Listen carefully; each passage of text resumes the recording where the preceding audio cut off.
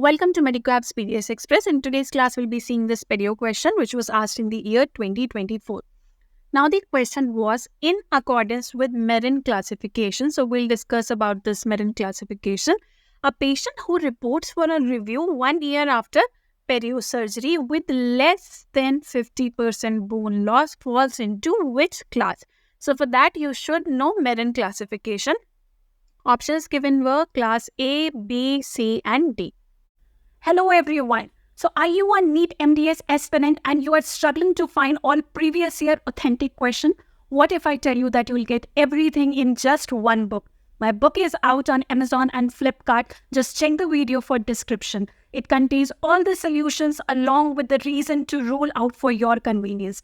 Get your hands on it today itself and take a significant step towards your success. Now let's see Merin's classification. So Merin classification for perio patient after surgery, the class they are characterized based on the several factors, and these factors include basically the results after the surgery.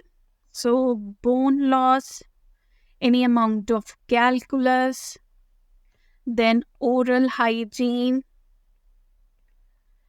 any oral hygiene you can say poor oral hygiene or good oral hygiene. Basically, we want to see the oral hygiene status. Then the amount of calculus, and fourth is the occlusal problems. Right? Now, let's see Merin's classification.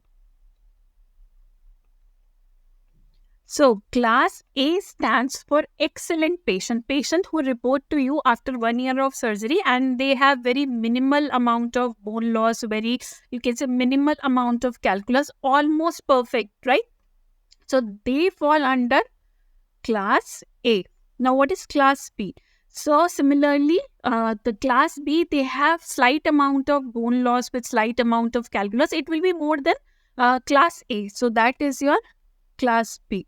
Now, specifically, class C say that less than 50% bone loss will be there.